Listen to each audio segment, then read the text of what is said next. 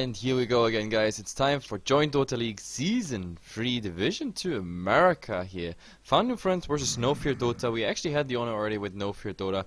Found New Friends, FNF, a new team to us, so don't ask us for predictions. Like, if I had to predict No Fear Dota, they actually looked quite decent. The American-Canadian mixed team, yep, did quite well. And my name is HeflaTV. Coming with me is Mr. Grandis V. Hi, I'm on the cast. Yay! What do you say? Like, have you seen the No Fear Dota game, or you were still on vacation there? I guess that was like 2 days ago, I think, if I'm not mistaken. Yeah, I haven't seen them play before. I've seen Maple play in a different team, possibly as a stand-in. But yeah, this is going to be fairly new for me. Yep, absolutely. But at least you should cheer a bit for them, because where's your patriotic sense? Canadian or American, you can even choose. So that's perfect for you. I'm from Texas, so I don't know. American pride, I guess. Yeah, I guess there's no chance. Either way, we have to look in the draft, and there we already see everything pretty much along the meta. We have the Doom being banned out, as well as the Lycan, and on the other side, no Chronosphere and no Tinkerino Spammerino. Yeah, definitely solid bans coming out from both teams. I don't know. Those are probably some of the heroes that I'm most afraid of in this patch, at least when I'm playing. So, I mean, they definitely make sense. Follow the meta. Nothing too crazy coming out from either of these teams to start us off. Yep. And the Titan is coming out, which means we have our candidate for the offline, as well as the first big ultimate that might actually have like quite a significant blow on this game. The Titan is coming out.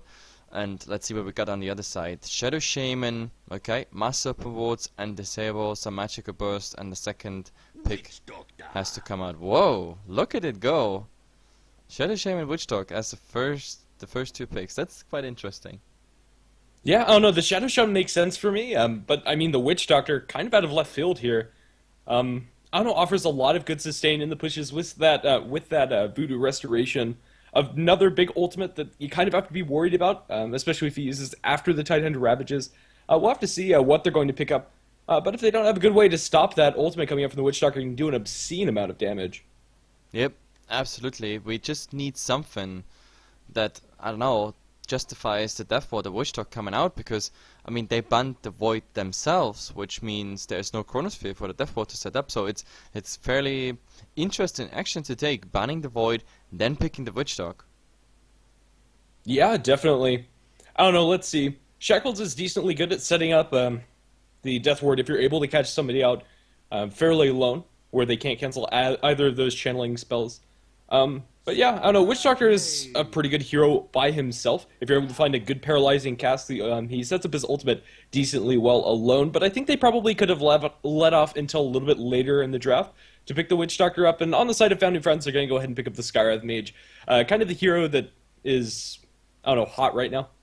So, yep, they're going to be fine with it. Is. I mean, the silence is kind of awkward, so he can definitely interrupt, for example, outcoming Shackles, or even the Death Ward, but even better is when you see the Death Ward being channeled, like dropping a Mystic Flare on top of it, that forces the Witch Dog to either die or just stop channeling it and running out of it. So it's quite a nice one for sure. Plus, of course, we have to slow the Magical Burst, but the silence, that is what makes it so nice. Tidehunter Gush with the Ancient Seal, that's for example a roaming combination we might see. But now it's time for the second ban stage. We have the Brewmaster out, and yes, I don't want to see Brewmaster anymore. I hate this hero so much at the moment.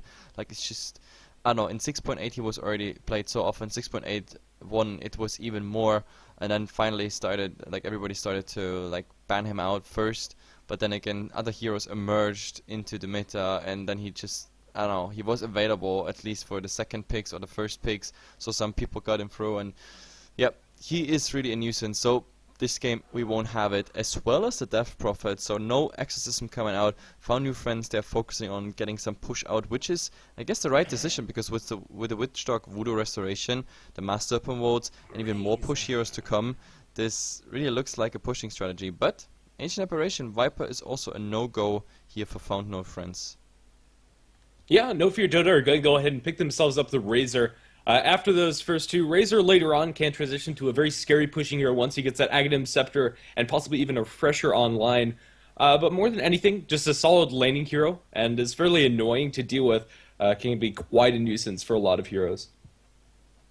Yep, absolutely. I mean, the Razor is our candidate for the mid. We don't know yet who's he's gonna go against in the mid, but of course he's always a hero, especially against melee hero. He can drive them out because yeah, the static link just makes it possible. Huge range on the entire thing, and it's Invoker. I haven't seen Invoker in ages, and I'm not even kidding. Invoker is just not utilized at the moment. Like, I don't know why. Like, I really don't know why. Yeah, he really fell off for kind of no reason, to be honest. Just a lot of heroes coming into vogue. I don't know, especially with Faceless Void being popular in the meta as well as just 5-man pushing. I think your Exhort Invoker should probably be seen a little bit more. Building into Necronomicon with those Forge Spirits to push down lanes incredibly fast, and just the damage that he can output with his combos. And also, if you do go for Quaswex, you will have another silence coming out from the Orchid, as well as the ability to pick off heroes solo, with just roaming around inside the Ghost Rock with like a Cold Snap EMP Tornado combo. This does quite a lot of damage. I think we should probably be seeing a little bit more Invoker than we do. Yep, absolutely, and we have to see. I mean, so far, if this is an Exort Invoker, we don't really have a nice setup for Sunstrikes. I mean, he can, of course, still guess them. Skywrath Mage slow is there, Gush slow is there, maybe after a Ravage, but still, the timing, like, I don't know, the window of opportunity there is very narrow, to be honest, to land a proper Sunstrike. So I'm looking for something, another support, or anything else that provides a stun that would make this possible somehow. Yeah, definitely. We'll have to see what Final Friends are going to go for. On the side of No Fear Dota, they're going to pick themselves up a puck. So this could be shuffling around the lanes a little bit and bumping that Razor towards the safe lane. Or this possibly could be an off-lane puck as well, which I think would be a solid choice for No Fear Dota as well. Currently, I don't know, puck is decently good in lane up against what Founding Friends have already. Really, the only hero that gives them any trouble is that Skywrath Mage. As a support, even just the silence, stopping him from using the Illusory Orb or the Phase Shift can be really hard for a puck to deal with, especially if he doesn't have a huge amount of farm. So, by the way, I don't know. they just say that our channel like is not on JD. Do you have access? Can you assign streams on JD? I can assign mine. I don't think I have access to the Hefla ones. No, then I will ask admin. Either way, just keep talking. Let me do this in the background. A few of us just told us that like the stream is somehow not assigned, and I can't access JD at the moment because they are getting DDoSed or hacked, or I don't know. Well, we're still waiting on Founding Friends to pick up their next hero. The reserve time is running down fairly low. They're taking their time with this next pick. It's really kind of going to change the way that this game is going to go, and they're going to go for the Nyx Assassin here. I'm not exactly sure how they're going to lane all of these heroes. I'm assuming that Tidehunter is going towards the off lane. We're going to have a support Nyx Assassin on our hands, or possibly put that Nyx towards the middle lane. I don't know, Nyx middle doesn't really feel like it fits very well inside their current lineup up against the heroes of No Fear Dota.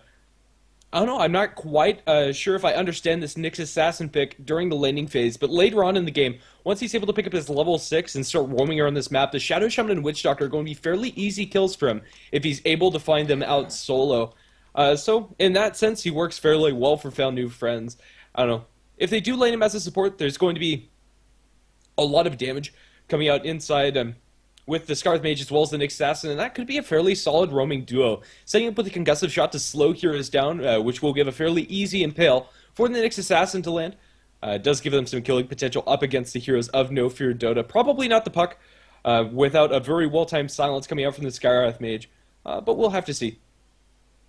Yep, absolutely. Nyx Assassin is a hero that, I don't know, likes, of course, low HP pool heroes, and Puck, Witch, Shadow Shaman, you already said it, it's like, yep, tasty for them. Vendetta brings them already very low. Yeah, the last set of bans are going to come out from both of these teams. Lifesteer banned out by Found New Friends. An interesting ban, synergizes decently well with the puck. And also, Found New Friends don't really have a lot against BKBs, and with Rage, you're going to have a free one of your own as long as you don't get silenced by that Skywrath Mage, so I can definitely understand that ban coming out from them. As far as the ban coming out from No Fear Dota, they're going to go ahead and ban out the Weaver, just feeling they don't have enough lockdown for the Weaver, and he might have been a really good pickup for them. They have the Shadow Shaman lockdown as well as the silence from the puck, but that's about all that the Weaver cares about. So definitely could have been something scary to deal with from Found New Friends, expecting the Nyx Assassin and Skywrath Mage to be the support duo. Yep, absolutely. And let's see, the last bun stage coming out, Lifestealer. I didn't see this one coming, even though, of course, with the puck we had a potential infest bomb, and well, the Weaver is coming out. That's also quite interesting. Like, I didn't expect this one to be picked, to be honest, but maybe they know more than I do. But it's all about the fifth one. Like, I think no Dota they can go a tick more greedy, but then again, this is, I mean, Razor mid, puck offline, so we get our safe laner right now. That I think would be my Luna guess. would be solid. Yeah, I guess. Yeah, Luna would make sense. Yeah, with the two range tiers in lane, gives them a lot of damage. Also a natural BKB carrier, and I don't know, Founding Friends just don't have anything up against the BKB as it stands. Yep, but they take quite that time. I mean, the original time is through. Oh, actually, no, it's their reserve time. They used really the maximum, and now 3 seconds left, and it is a Mirana. Okay, I did not see the Mirana coming. Not even Yeah, close. I'm not a huge fan.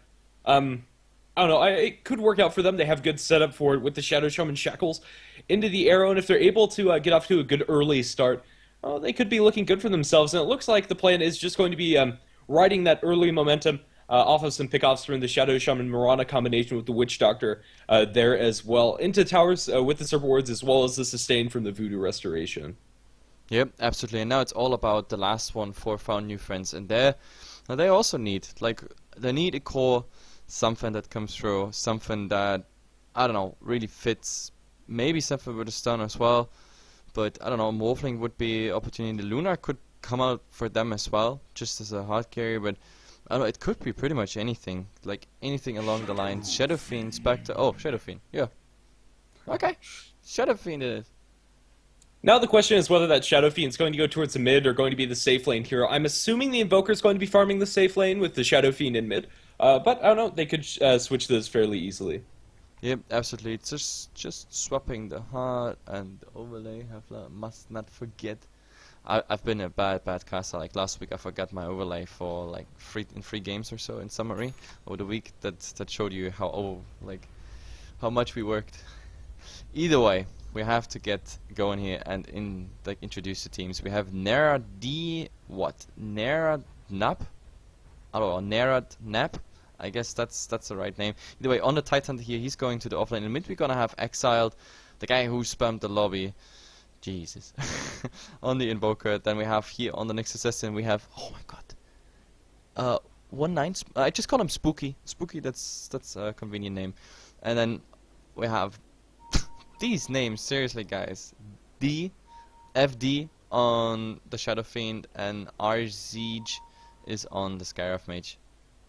On the Radiant side, we're going to have No Fear Dota with 90_6 on the Witch Doctor. The puck is going to be taken up by Captain Falcon. Razor is going to be played by Maple. The supports are going to be .ARF on the Shadow Shaman, and that will leave the Mirana played by Migo. Yep, absolutely, and we call the Witch Doctor Witch Dog, like we still didn't figure out how we pronounce his name. Yeah, who knows? I'm not even sure if it's supposed to be pronounced. It looks kind of like a face with some funky ears. I don't know. Yeah, I guess that's it. But either way, the drafts are fairly equal, to be honest. I don't know, when it comes to late game, I favor, of course, F and F. Just a huge ultimate with a Shadow Fiend who can go full YOLO there, plus an Invoker. Definitely favored over a puck here. When it comes to like ganks and pushing power, I guess NFD has a small advantage, but we gotta see about this. Like, the laning stage is gonna be very important for both teams. They have to get through it with an ICS. I mean, which you can pretty much say of all teams, but of course there's more, I don't know, comeback potential on certain teams than this draft. This draft can't really be on the back foot here, I have the feeling. Yeah, well, it is going to be the Shadow Fiend up towards the safe lane. He's going to struggle early on, but once he does get the souls online for Necromastery, he should have a bit of an easier time, but there's still a lot of killing potential. Coming up from this tri-lane, if they're able to get a cast off, follow up with the Shackles into Arrow, that's pretty much a dead hero, so Shadow Fiend's positioning is going to be very key. There was an Arrow attempt, lands on the creep. Yep, that range creep got all the hate, but it's just a level 1 arrow anyway. I don't know, that was level 1 casket, maybe the shackle, that was not really worth it. But oh, look at that casket here. And now we have the shackles. There is no arrow to follow up. He needs 1 second, but the right clicks, they should be enough, and they are. And if the arrow even hits the Shadow Fiend, that is quite some harass damage on him for sure. Maybe even the Witch Dog getting something in, but no. In the end, they're just saying hello. And the first Arcane Bolt flying already. Yeah, that will force the Shadow Fiend to play back a little bit, chew through some tangos. And yeah, short range arrows really don't do all that much as far as getting kills are concerned, but it looks like the action is going to be primarily focused up in this top lane. I don't know, Nyx Assassin as a support, he needs his levels really badly, and he doesn't offer much in laning stage outside of the Impale. We'll have to see if it's actually going to pay off for them. They might need to give him a little bit more room than you usually do supports to make sure he gets Vendetta up at a reasonable time. Yep, and I like what they do here. They steal the side pole while they were busy with the double stack coming actually into the tower. So it's, I don't know, at the moment NFD Triline is working fine. Like, they get the CS up, the Mirana landed that arrow, like nice harass damage, plus of course the first blood, so everything's fine. But on the bottom lane we see it's just a level 2 static link, and yep, he got the maximum out of it. And yeah, this is the downside, of course, melee versus Razor. You have to deal with the increased damage of the static link. He can pretty much spam that all the time on you. Yeah, definitely. The Ancients haven't been blocked from the Tidehunter, so I'd like to see him start stacking those up and maybe getting a little bit of gold that way. Up on top, we're going to have a little bit of action with the arrow follow-up after the cask is going to land on the Shadow Fiend. They might be able to focus him down. All they need is a couple more right clicks. Will it be there? They will. Mirana picks up another kill in this top lane. And look at this. The power of Stick and Voodoo Restoration level 1 is just nuts. He's healing like all 3 of them up while tangos are ticking, plus the sticks being used. It was so worth it. This is the second kill here for this dual lane. Really working out. Also in the mid, look at Exiled getting huge chunk of damage here by the puck. But the puck also, of course, being low. At the moment, Invoker being fully on Quas. But let's see, on top, another action here. Yeah, they're going to throw some spells away. Scarlet Mage are going to be able to focus it down with a couple more right clicks. And yeah, as you said earlier, the Voodoo Restoration just doing work up in the top lane, especially with 3 heroes. The early point really paying off for them. Yeah, what I really dislike at the moment is the Nyx Assassin not playing any role. I mean, he has Spike Carapace. If he uses that, then the Witch Dog at least is stunning himself, or like when he does it for a Starstorm. And like, I haven't seen a single Impale yet, or maybe I was just blind or too late swapping the camera there. Oh, there's the arrow flying, but this one, yep, it's not gonna connect on anything. But it's the 3rd time they get a kill here on that tri-lane, so it's definitely working out. Absolutely. Yeah, I don't know. I probably would have liked to have them maybe switch around the roles a little bit. This Nyx Assassin pick just really didn't feel in place inside the draft of FNF. I don't know. Yep. I'm anyway not a huge fan of Nyx Assassin in a support role. I like them like as an offline or even played in mid, obviously, because the early level makes him so strong. Like if he would be level 6, like with the first Vendetta, you can almost one-shot a Witch Dog with his HP pool. That's only 500 HP. The first Vendetta already really hurts. It really does. 250, and then of course the follow-up is almost guaranteed, even though of course since the change on Nyx Assassin it's a bit harder to hit, but nevertheless, I mean, if you're a practice Nyx Assassin, it's very unlikely that they dodge the Impale. Yeah, we're going to have cats thrown up in the top lane, going to bounce mostly the heroes, does end up going on the creeps. They're going to change targets onto the Nyx Assassin. No arrow coming out, she was silenced. Now with the Spike Carapace, it looks like they're going to be just fine. No kills traded up in the top lane just yet. Still, each and every time that that cask is coming out and all the right clicks, it's a lot of harass damage. And as I said, on the other side, there is a Voodoo Restoration which helps them immensely. I mean, they ate through all the tangos and whatnot, but there's also enough mana still on the Witch Dog to do certain things. Mirana farming so fine at the moment, and except for Impale and the Silence, they don't really have any lockdown. And with the 2 supports, I don't think that Mirana can ever die. She will survive long enough just to leap out. Yeah, more than likely. Tidehunter has made himself a little bit of a stack in the Ancients. It looks like he has a triple stack going just now. Well, he does have level 5, so he can go ahead and start clearing that now. So Tidehunter's offlane is going a lot better up than the top, especially since he hasn't been pressured by any supports just yet. And as far as the mid matchup is concerned, Puck is doing well up against the Invoker, putting a lot of pressure on him, in fact. And, well, 24-10 compared to 16-6 is the CS score. Looking good for the Puck. Definitely looking good for the Puck. The Invoker, well, he's gonna be exiled. We saw that already. Oh, there's an arrow flying. It's on a nice path, and oh god, it just disappears before it hits the next assassin. But either way, back to the mid. Yes, the Puck, like, definitely leading when it comes to CS. He's ball crawling well. Of course, the Invoker doesn't need to. He wants to rush, like the standard build. Gloves of Haste are already there, which means we're gonna have a Midas. But yeah, bottom, the Razor. Okay, he got the tower aggro off, but still, of course, he stole the damage, and the Tidehunter with a Haste Drone, also something I don't know, not the best timing to go for the static link. Oh, but in mid, there's the Dream Coil coming out, and Exile already really low. It's the Sunstrike. Oh, but the phase shift. perfectly done. There's only the Force Spirit left, but this won't get the puck down. Yeah, Puck just going to throw out one more loser orb, secures himself the last hit, and then bottles up the region. Look at the Impe. Impe actually hitting now. It's all about getting that kill on the Shadow Fiend, but oh my god, I can't even believe it. There's one hit missing. Oh, but this one should do it. I don't know if Miyago is gonna die. There is no follow-up by the Nyx. He just got shackled, and there's the self coming out. Maybe there's an arrow flying. Oh, but it was a bit off target. In the end, it's a 1-1 trade, but still a much better trade to do for NFD, because it's a Shadow Fiend for Witch Dog, a trade I would do any time of the day. Definitely, that's 2 deaths on your Shadow Fiend, and he's really not farming very fast at all. I think really what they need to do for this Shadow Fiend is they need to start stacking some camps, but at the same token, they can't really leave the lane without risking the Shadow Fiend dying yet again. Maybe the Nyx Assassin can pull up the slack in their own jungle, but it looks like the Skywrath Mage is going to be the one doing the roaming. Yep, absolutely. 5-1 here, 7 minutes in. We're swapping already net worth because I'm really curious. At the moment, yes, this is what I expected. The Razor's doing well. The Mirana not far behind, even though they're more likely busy all the time with rotating. Not rotating, with ganking, or rather fighting. So it's a bit less, and yeah, the Puck, of course, in the mid, having the advantage. But now, I think we might see a rotation here. Invoker has to be careful, especially if he summons Force Spears or something that would benefit when the cask is coming out. But let's see. Things are coming out. Shadow Fiend knows about it all. The Dream Coil. Exile is stunning himself, and there is the cask, and that should be enough for the Shadow. Yeah, for the Shadow. Yeah, TP was also used by the Tidehunter, so even more economic damage being done. I don't know, a very questionable TP. Not sure what he'd actually be able to accomplish with that, even if he did get in. He only has Anchor Smash available, no level 6 on Tidehunter. Oh, but look, they want to go here on the supports. By the cask. Yeah. Will they be able to get him? No. Illusion Orb comes through. The Puck's not going to jaunt to that, however. Maybe if he went for that, he could have gotten the Shadow Fiend, but they're going to settle for the Nyx Assassin, and they're going to silence him off after shackling him, either chuck for good measure, and Killing Spree for .arf and an easy kill in mid.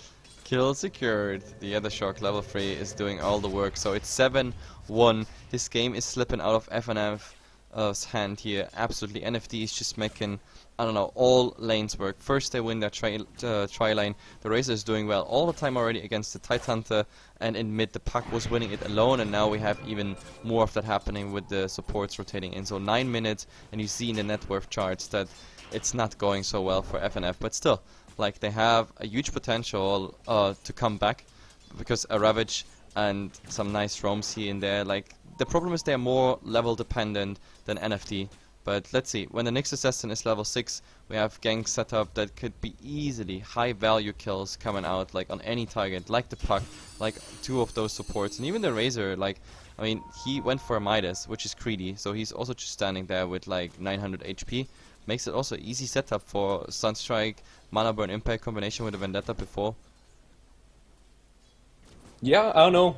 Captain Falcon has managed to find himself the Blink Dagger with Dreamcoil coming off of cooldown as well. He's waiting in the trees, maybe waiting for the Invoker to push out the lane a little bit in the Puck's absence.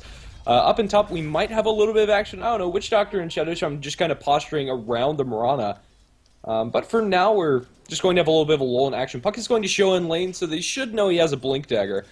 Yep. But if they weren't checking, no, Cass going to bounce the Shadow Fiend, but Maledict going to be off the mark as it's the arrow. A lot of spells were missed that day, and, well, nothing going to happen. Yep, nothing's going to happen. Like, everything went out, but yeah, it was just a defensive concussive shot, the arrow not hitting, and without the arrow hitting, I don't think there's any good opportunity. But yeah, now we have the Tidehunter being level 7, and oh, there go for X and arrow lands onto the Shadow Fiend. They might be able to right-click him down here, and with the Starfall, they'll have enough damage. Now the Skywrath Mage also in a little bit of trouble. ATP and the Tidehunter, he does have level 6. They need to get out of there. Shadow Shaman, he's walking forward. It looks like they're going to lose him fairly easily for that first Ravage. Double damage rune also untied. Trying to chase somebody down. He doesn't have enough mana for the Gush, and he's trying to bottle up to get enough. He won't be able to find it. There he has the Gush. He might be able to make a turn, but he doesn't have any backup. So in the end, Shadow Shaman for Shadow Fiend plus the first Ravage usage. Yeah, absolutely, but the rotation came just too late. Like, by the time that arrow hit, or by the time you saw that arrow is gonna hit, the TP should have happened. He would have had a Ravage on like 3 people. Instead, it was really just a Rasta kill. Then again, the Rasta was on a killing spree, so it is a 380 gold bonus for him there. It's not that much, but at least it's, I don't know, a sign of life for FNF at the moment. But of course, in the meantime, the Tidehunter leaving his lane means the Razor is just free farming. The Midas is ticking, and he's gonna be the mech carrier, I assume. But let's see what's happening now. We see the first time the Invoker leaving his lane, but the Blinks are already coming. This all happened by like at daytime, which means they saw that they came here, and yeah, this won't bring anything. Yeah, Invoker's just going to head back to his lane. He does have the Midas online, but if you compare that to the Razor's farm, we're also in Midas. Well, stop that for now. We're going to have a Vendetta usage by the next. He's going to throw the Impel, only lands onto the Shadow Shaman, but they're going to be able to blow him up. Invoker gets the last hit with Sunstrike, but look at it go. He's trying to focus down Titan to the Baltic, should take him down on the backlines. He's trying to bottle up through this. It won't be enough. He's going to die one way or another. Yep, it is a 1-1 trade, but the puck is coming in, maybe making this even more. The Dream Coil not used here on that next assassin, it was, I don't know, either not high value enough, but now with the Invisibility Rune and the Shadow Fiend being there, they have an Arrow, and Dream Coil is a nice setup for Arrow. Arrow would be ready in 9 seconds, he already tried, but missed. So let's see, I think the puck is gonna stick around. He also has a Blink Dagger initiation, which means he can open with a level 4 Waning Rift on a Shadow Fiend, and that is oh, blink onto the Shadow Fiend. Here comes your Dream Coil as well as the follow-up signs. That's a very dead Shadow Fiend. Not a lot you can do there. They reserved a lot of their spells, but in the end, the right clicks were all they needed. Yep, absolutely. Easy peasy. And they're also getting more and more sustain. We have double Arcanes at the moment on NFD, which means they can spam it out. Oh, but in the mid, there's a Cold Snap, plus the Force Spirits here on the Shadow Fiend. Oh, Sunstrike! Ah! It's a bit off target. He needs some more, but no, it was enough. So, easy kill here for Exiled on the Invoker. Yeah, they are going to lose their tier 1 tower up in the top lane, however. Yeah, I don't know, an interesting play coming out from Exiled. Actually switched to Wex for the extra movement speed. I don't know, was able to get that last auto attack on the Shadow Shaman, so good play by him. The Razor is going to be sent up by the Spike Carapace. There's not going to be an Impel to follow that one up, however, and Razor has a mechanism, but he's fairly tanky. Here comes a Vendetta!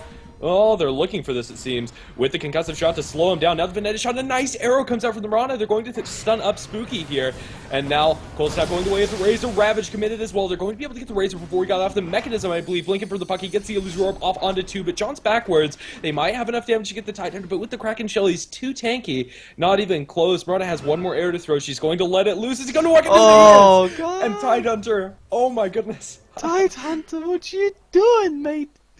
Jesus Christ, he is just running in that arrow like, I don't know, like he didn't look or whatever, or he thought he's safe, but, I mean, you have to say they were in Moonlight Shadow, so the arrow came, or you could see that arrow kinda late, but then again, it was still a long flying path there, so he should have seen it, he should have known that the Mirana is gonna try to, I don't know, leap forward or arrow him. The leap was on cooldown, so he knew, but in the mid, Dream Coil is coming out, the only Invoker, and he's getting burst down. But the Mystic Flare doing so much damage at the moment here on Miyago. Invoker is going down nevertheless, so yeah, this tower is also gone, pretty much. Yeah, not a lot they can do. They try for the deny. He's not going to be able to get it just a little bit early. They're going to blink forward with the puck. No Dream Coil, however, and they shouldn't be able to get that kill. So, Scarlet Mage will be able to walk off safely. Yep, this is Shadow Shaman looking for wraparound. No, just dropping an aggressive ward behind the tower. Not sure if that was spotted out, if that was placed. I don't think it was. It's nighttime, so it's very unlikely. I don't know if maybe the Skyrath Mage was in the right angle to see him behind the trees there, but no. I mean, the biggest problem at the moment is the Shadow Fiend. The Shadow Fiend got nothing, like absolutely nothing. 800 gold on top of a PT and a Aquila. That's all he got out of this lane, and obviously, I don't know. He can flash farm, of course, if there are some stack camps, which he does right now. That helps him, of course. That's approximately always like 250, 300 gold per camp, but still, he needs a ton of farm to make up for what happened here in the laning stage. The laning stage was just brilliantly played by NFD.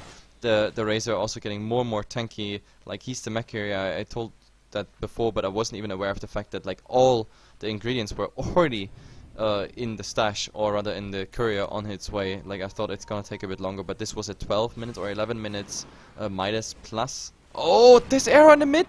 Did you see this one coming? This is so... No. The silence is coming out, no Starstorm. So he's actually surviving this. I can't believe that. Skyrath Mage babysitting at its best. Yeah, definitely. I thought Migo might have stuck around and tried for a couple more auto attacks, but made the wise decision, backed off, and made sure that he was safe, not getting under attack.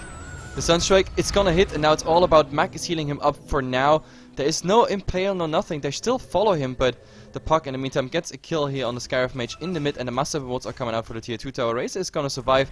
There's so much action at the moment on 2 lanes, but they have to defend the tower. I kinda miss the Tidehunter here Like, he could have answered to so many of those ganks. He was farming around the Ancients, but wasn't part of that Razor gank. And in the end, this tier 2 tower is gonna lose a lot of HP, if not even go down by those wards. And another arrow onto the Titan Hunter, walks into another one, gets blown up by the Illusory Orb. Yep. Oh my goodness. Those arrows. Deny comes out from the Shadow Fiend, but he's going to be hexed up in return. There's no follow-up, however. And Sunstrike, Shadow Shaman, Cold Snap to Arcane Bolt. It's going to follow him down. They need to mech him with the Razor, but Razor's nowhere close, and Shadow Shaman's very dead. Impale onto Migo, silenced up, and he's also going to fall with that enhanced damage raise. Yep, that is even dominating streak going down there. This is 550 gold, so I don't know, like at the moment, FNF is losing towers and losing a lot of fight, making questionable decisions, and also the Titan Hunter should stop being the magnet for every arrow out there. But besides that, like, yeah, high value kills happening here, and this is good because this is actually, yeah, making it possible for them to come back. And how this actually translates into number, we have to look at it. I mean, NFD, they're on a 5,000 experience advantage, but this is for the past 10 minutes pretty much.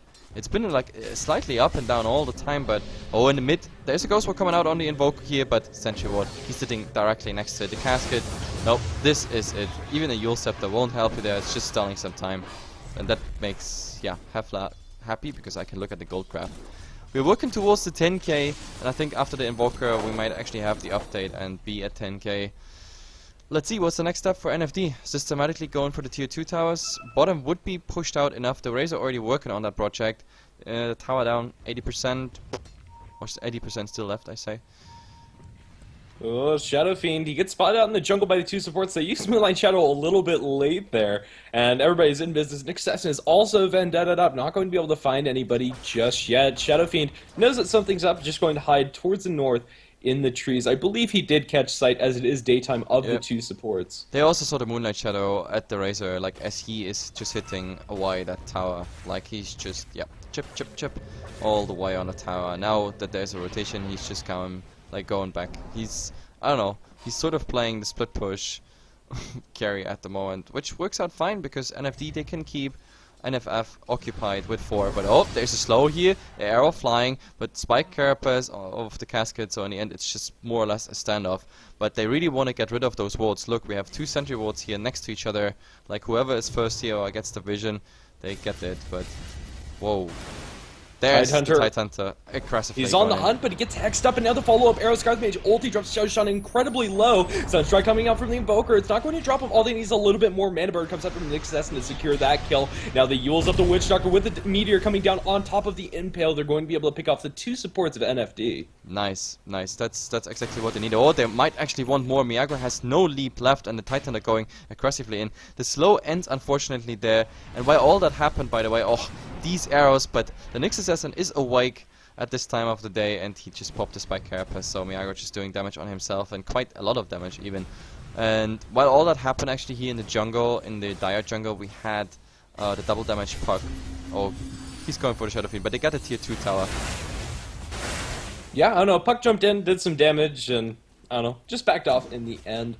With that, FNF are just going to back off and start farming up now that they have a little bit more control over their own jungle, which is what NFD were denying from them by positioning out there, although it was punished by killing the supports. But, I don't know, slowly but surely, these towers are falling towards NFD with the Shadow Shaman Serpent wards. They just walk up to the tower, drop the wards, and those are dead towers. And then, as you mentioned earlier, the bottom tier 2 was taken by the Razor. I don't know, this is looking hard for FNF to... top, the Puck finds Exiled here. There is no follow-up, so this has to be a solo show. But the problem is, he has at the moment Ghost Walk, so yeah, he can trigger that Gold Walk even after the Waning Rift. The duration should not be enough. He should survive 3 seconds without him, but the rotation... that's coming from the south. Yes. Arrow to fly, it's going to land on Exiled, and Captain Falcon should be able to blow him up, and there you go. Wow. There's your follow-up that you needed for that kill. That was a surprise party, but Exiled, he didn't like the invite there. Absolutely not. Scarlet Mage, she's walking fairly aggressively here. Yeah, without vision in the enemy jungle, he might have been looking to place a ward, but thought better of it after seeing some heroes in lane. Yep, absolutely. But this is the opening they're looking for. I mean, they can proceed going for the tier 1 tower, tier 2 tower, but nope, they want to contest us here. Arrow flying, and Wow, Oh, these it lands arrows. on the Shadow Fiend, but the stun's going to come out from the Nyx Assassin. Nicely placed stun. She was invis. She's going to leap forward. Starfall gets damage on both of them. Shadow Fiend trying to juke towards the south. They drop the Witch Doctor ultimate, but doesn't finish off the Nyx. Shadow Fiend playing Ring Around the Rosies with Migo here. He's trying to get that last hit. He will get the vision for it. And there goes the Shadow Fiend. Nyx Assassin was able to TP back to base, however. Yep, I mean, at least the Nyx is getting out, but Shadow Fiend, again, first of all, getting the arrow, second of all, then dying, and in the meantime, they not just defended the tier 1, they got the tier 2 instead. So the trades NFD is doing much better, like really, like all the time. They trade better in the towers, and if they get towers, sometimes even like the cherry on top of the cake with a kill, like we had it on the Shadow Fiend. This guy is so shut down, and oh my god, Titanther, this is the wrong direction, wrong base, there's the shackles, no arrow to fly this time, so he can stall some time, but with the puck and the Razor coming in, yep, you're so dead. Absolutely. Nowhere for the Tide to run in that situation. Well, yeah, that's the last tier 2 tower fallen. So, I don't know. At this point, NFD, they can go for Roshan. They can, I don't know, maybe save up for another couple of items. Well, actually, they do have the Aghanim Scepter online for the Razor now. And, I don't know, they might wait for the BKB on Mirana before forcing high ground, but at least for now, they're going to be playing fairly aggressively. I don't even think they need it. They have enough sustain. Like, they have a lot of healing with the Uru Restoration. They have 2 Arcanes and a Mac. Like, let's see what's actually happening. The Shadow Fiend is another target. They really want him. But the problem is, the creeps see him, so Shadow Fiend, fast, TP, must TP. No, this was a very optimistic gank, to be honest. Like, running in that creep wave, showing that you're coming. Obviously, the Shadow Fiend has a TP scroll, so that was really not textbook gank there. Yeah, definitely. Moonlight Shadow just coming off of cooldown as we speak. They wouldn't have that available for them as well. Maybe if they left 3 people in lane and just went with 2 trying for the kill, possibly, I don't know, it would have been a more likely game at the very least. Yeah, 18 and 9, like they are double up with the kills. We have to look at the crafts again. It's approximately 10 minutes after I showed them the first time. And when it comes to experience, it stagnated all the time at around 5k, but now we are looking at 7.5, and that is of course a result of like nice fights all the time, like nice pickups. When it comes to gold, the graph is just going one side, like not even a dent in that graph, like growing sometimes slower, sometimes faster, but overall it is growing faster for NFD, 12k and climbing. And with this Roshan, it's not gonna change, it's even gonna enhance the entire effect. Yeah, definitely.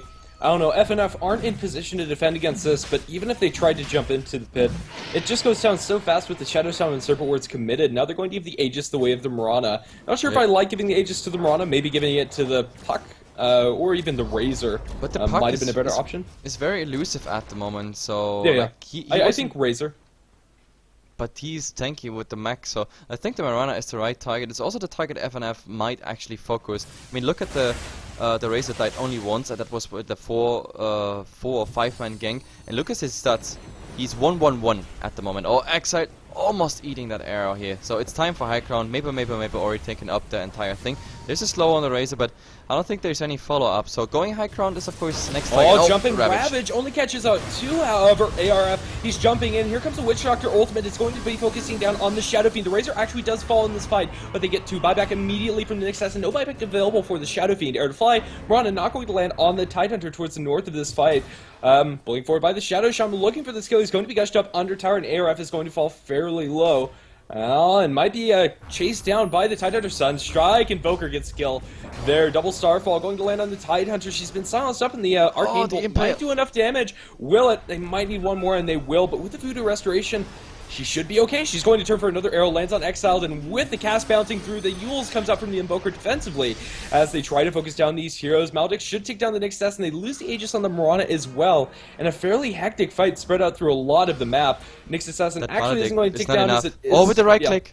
With the right click, it's just enough. Yeah. The Puck, what a player. Like, he would have ended up on, like, I don't know, 20 or 30 or 40 HP, something around that number, but with the last right click of the Puck, absolutely amazing. He's just jumping in and giving him one little facepalm, and that takes him over with the Maledict. Yeah, jump in from Tidehunter yet again. Doesn't have the Ravage available. He's going to be stunned up, blink forward by the puck. Silences them up with the Maledict. Look at that Scarlet Mage just taking so much magical damage. Tidehunter should tick down to that Maledict. He's trying to bottle up through this. BKB forced out by the Shadow Fiend. He's going to unveil the ultimate. It lands on the Razor, but it doesn't really matter all that much. Buyback from the Skywrath Mage, but the tier 3 tower's already fallen, and what can they really do against this push? And GG, well played. Yep, to be honest, I don't know.